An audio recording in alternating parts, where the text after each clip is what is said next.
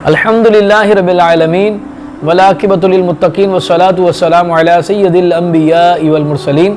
اما بعد فاعوذ باللہ من الشیطان الرجیم بسم اللہ الرحمن الرحیم اللہم صلی علی سیدنا شفیعنا مولانا محمد معدن الجود والکرم۔ الحمدللہ اللہ تبارک و تعالیٰ کے احسان عظیم کہ اس نے ہمیں ایک مرتبہ پھر یوم رضا دیکھنا نصیب فرمایا۔ یقیناً سیدی اعلیٰ حضرت امام اہل سنت مجدد دین و ملت پروانہ شمع رسالت الحاج الحافظ الشاہ احمد رضا فاضل بریلوی رحمۃ اللہ تعالی علیہ کا یوم سفر المظفر کے اندر ہے، اور ہم نے جس طرح سے امام ربانی مجدد لسانی شیخ احمد فاروقی سرندی رضی اللہ تعالیٰ کی ذات گرامی پر کلام مختلف سلسلوں میں کیا ہے، انشاءاللہ کوشش کریں گے کہ وقت کو ملحوظ خاطر رکھتے ہوئے مختصراً سیدی اعلیٰ حضرت امام اہل سنت کی سیرت پر بھی کچھ کلام کریں۔ آج فقط تعارفی انشاءاللہ ہم کلپ بنائیں گے، اور اعلیٰ حضرت کے کس کس گوشے پر کلام کیا جائے، وہ ہر فیلڈ میں، ہر میدان میں، چاہے وہ علمی میدان ہو، فتاوی جات ہو، عشق رسول ہو، سفر مدینہ ہو، دشمنان اسلام کے خلاف آپ کا قلم ہو، آپ کی شاعری ہو، اور آپ کے رسالے ہوں، آپ کا عصری علوم ہو، جس فیلڈ میں جس جہت میں دیکھا جائے تو واقعی یہ کہ ہر جگہ سیدی اعلیٰ حضرت امام اہل سنت نے سکے جما دیے ہیں۔ تو امام اہل سنت مجدد دین و ملت پروانہ شمع رسالت الحاج الحافظ شاہ احمد رضا فاضل بریلوی رحمۃ اللہ تعالی علیہ کا جو یوم ہے وہ سفر المظفر میں منایا جاتا ہے، اور ہم نے امام ربانی کے پہلے کلپ تعارفی میں امام اہل سنت کا تعارف بھی شامل کیا تھا کہ اتفاق کی بات یہ ہے کہ ان دو عظیم ہستیوں کے آراس بھی سفر المظفر میں ہے، یعنی یوم وصال جو ہے نا وہ سفر المظفر کے مہینے میں ہے، اور ان دونوں عظیم ہستیوں کا جو یوم ولادت ہے وہ شوال المکرم میں ہے۔ اور اتفاق کی بات یہ بھی ہے، ہم نے پہلے عرض کر چکے تھے کلپ کے اندر، کہ جس طرح سے امام ربانی مجدد لسانی شیخ احمد فاروقی سرندی رضی اللہ تعالیٰ عنہ کے جو جد اعلیٰ تھے وہ سرزمین افغانستان سے بر صغیر پاک و ہند کے اندر تشریف لائے، اسی طرح سے سیدی اعلیٰ حضرت امام اہل سنت کے بھی جو جد اعلیٰ تھے وہ بھی بر صغیر افغانستان سے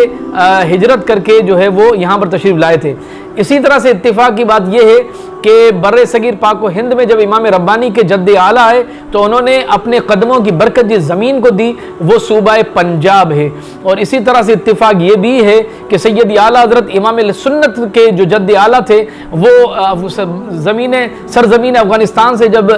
ہجرت کر کے بر صغیر پاک و ہند کے اندر جب جلوہ افروز ہوئے تو انہوں نے اپنے قدموں کی برکت جس صوبے کو دی تھی وہ صوبہ پنجاب ہے۔ تو یوں حضرت امام ربانی کی جو عمر شریفہ تھی وہ 64 برس، اور امام اہل سنت کی جو عمر تھی وہ 64 برس، اور امام ربانی کی جو تھی وہ 63 برس تھی۔ یقیناً یہ نبی کریم رؤوف رحیم صلی اللہ تعالی علیہ وآلہ وسلم کا فیض خاص تھا جو امام ربانی کو ملا۔ اور اتفاق یہ بھی ہے کہ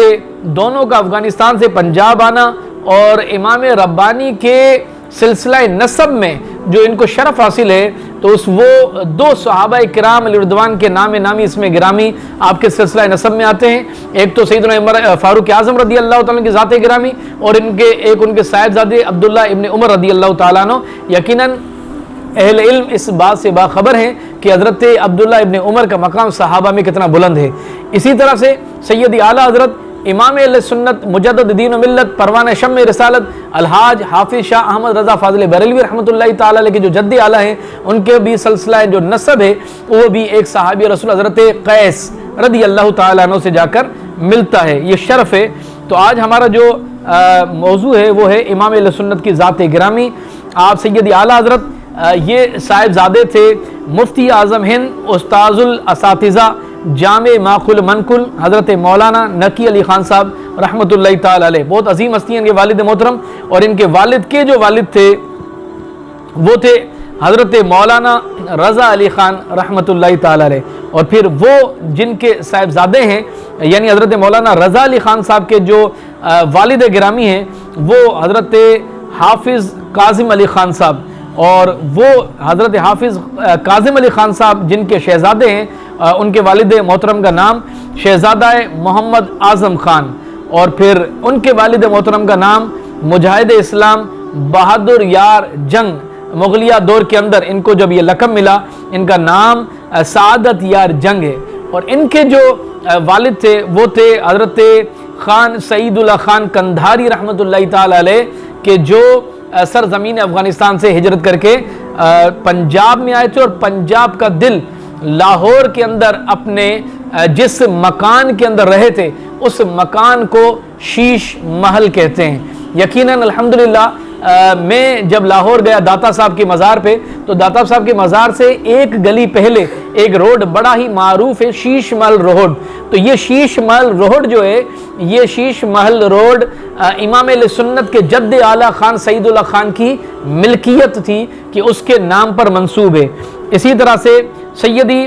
اعلیٰ حضرت امام اہل سنت رحمت اللہ تعالی علیہ بچپن ہی سے لے کر، اب یقین پر اللہ کا ایسا کرم تھا کہ اعلیٰ حضرت امام اہل سنت کا جو سلسلہ نسب تو صحابی رسول اللہ قیس سے ملتا ہے، اور آپ کی ولادت 1856 سنہ عیسوی کے اندر ہوئی تھی، اور یہ 1856 سنہ عیسوی یہ ہندوستان کے لیے کوئی بھولنے والا واقعہ نہیں ہے، کیونکہ ایک سال کے بعد 1857 کی جنگ آزادی ہوئی تھی، اور یقیناً ایک بہت بڑی تاریخ رقم ہوئی جس پر کبھی انشاءاللہ موقع ملا تو ضرور کلام کریں گے۔ اور 4 سال میں امام علیہ سنت، 4 سال کا بچہ کتنا ہوگا آپ اندازہ کیجئے، آپ خود اپنے گھر میں ذرا تصور کیجئے کہ کوئی بچہ اگر ہو اور اس کی عمر 4 سال ہو، تو 4 سال میں ناظرہ مکمل کر لیا۔ 6 سال میں امام علیہ سنت کی علمی قابلیت کا مقام یہ تھا، 6 سال کا بچہ کتنا چھوٹا ہوگا کہ مجموعہ عام کے اندر جہاں علماء اور اہل علم حضرات بیٹھے اور بہت بڑا مجموعہ عام ہو، وہاں پر امام علیہ سنت نے 6 برس کی عمر میں ایک فصیح اور بلیغ کلام کرتے ہوئے خطاب فرمایا 2 گھنٹے کا، اور اپنی زندگی کا جو پہلا خطاب 6 سال کی عمر میں امام علیہ سنت نے فرمایا، اس کا موضوع جو تھا وہ میلاد مصطفیٰ تھا۔ الحمدللہ یہ گھرانہ واقعی عشق رسول سے سرشار تھا کہ پورے جد اعلیٰ دیکھے جائیں تو صحابی رسول بھی حضور کے ترانے پڑھنے والے تھے، اور ان کے بعد جتنا بھی گھرانہ ہے یہ کوئی معمولی اور چھوٹا گھرانہ نہیں تھا، لیکن اللہ نے ان کو علم سے اور دنیاوی عزتوں سے بھی جو ہے نا اس گھرانے کو نوازا تھا۔ 8 سال کی امام اہل سنت کی جب عمر ہوئی تو 8 سال کا بچہ، آپ پہلے اپنے گھر پہ دیکھیے کہ بچہ جو ہے نا وہ 8 سال کا کتنا ہوتا ہے، کہ امام اہل سنت پہ اتنا اللہ کا فضل اور کرم تھا کہ 8 سال کی 8 برس کی عمر میں امام اہل سنت نے درس نظامی میں جو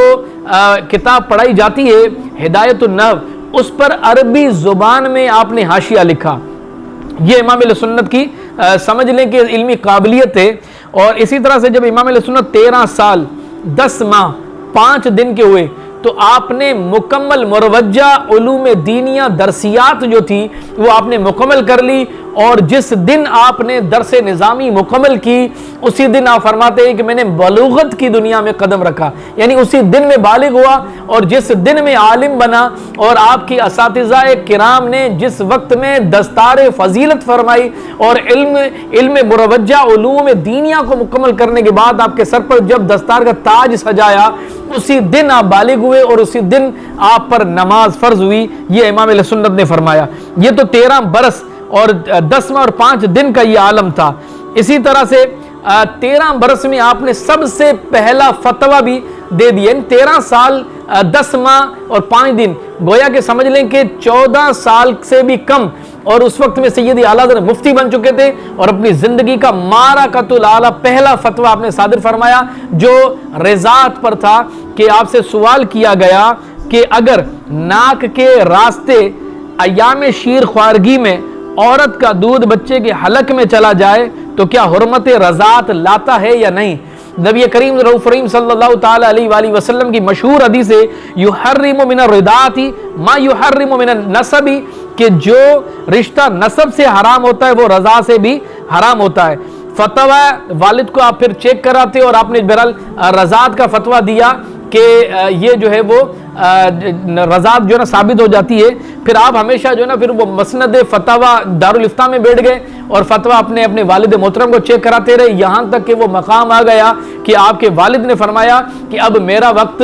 بھی ضائع مت کرو، اور آپ کبھی اپنے فتوے کو دیکھتے اور کبھی اپنے صاحبزادی کی پیشانی کو دیکھتے، اس کی علمی قابلیت کو دیکھتے ہوئے حضرت مولانا نقی علی خان صاحب رحمۃ اللہ علیہ نے اپنا دارالفتاء اور مسند ارشاد جو تھا وہ اپنے صاحبزادے مولانا احمد رضا فاضل بریلوی کے حوالے کر دیا۔ اس کے بعد 16 سال کی عمر میں مسلم الثبوت، یہ درس نظامی میں پڑھائی جانے والی بڑی اتک قسم کی کتاب، اس پر آپ نے 16 برس کی عمر میں جو نا وہ عربی زبان میں حاشیہ لکھ دیا.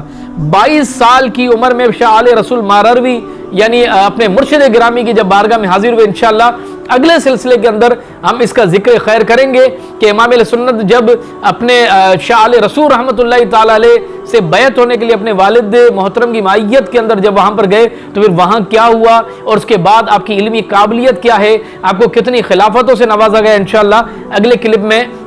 ہم اس پر گفتگو کریں گے. تب تک کے لیے مجھے اجازت دیجیے. اللہ تبارک و تعالی امام علیہ سنت مجدد دین و ملت پروان شمع رسالت الحاج الحافظ شاہ احمد رضا فاضل بریلوی رحمۃ اللہ تعالی علیہ کا ہمیں سچا شیدائی فرمائے اور ان کی تعلیمات پر عمل کرنے کی توفیق عطا فرمائے، ان کا فیضان ہم پر جاری فرمائے. وآخر دعوانا ان الحمد للہ رب العالمین.